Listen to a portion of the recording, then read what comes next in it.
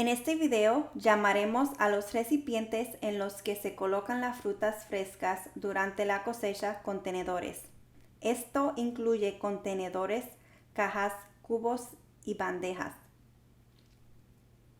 Las frutas que se cosechan tocan las superficies del contenedor.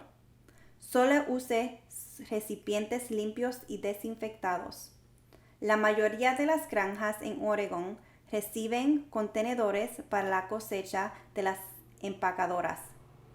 Es una buena práctica inspeccionar los contenedores de cosecha antes de usarlos. Si encuentras escombros, piezas sueltas, grietas, agujeros en los contenedores, no los use. Informe a su supervisor si encuentra un contenedor dañado o sucio para que pueda informar a la empacadora. Incluso si el contenedor no se ve sucio, podría haber patógenos creciendo en él que no pueda ver. Recuerde, los patógenos son microbios dañinos y pueden causar enfermedades. Debido a esto, algunas granjas que almacenan contenedores de cosechar durante la noche desinfectarán una vez más antes de la cosecha. Esta podría ser un paso adicional que pueda reducir el riesgo de cualquier posible contaminación durante la noche.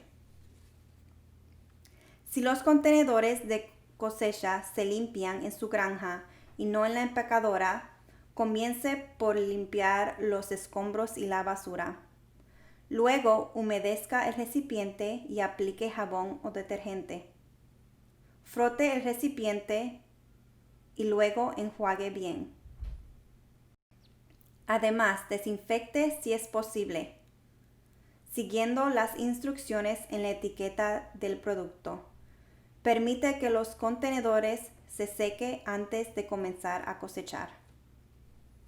Durante el día, mantenga los contenedores alejados de los caminos donde el polvo y el lodo pueden salpicar y contaminarlos.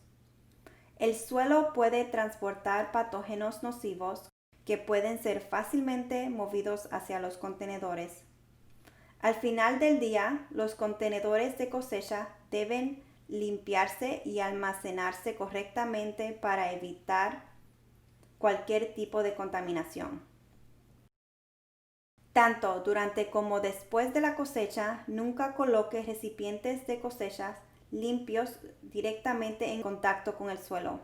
Su granja puede tener bandejas o contenedores especiales que se utilicen para mantener sus contenedores de cosecha fuera del suelo.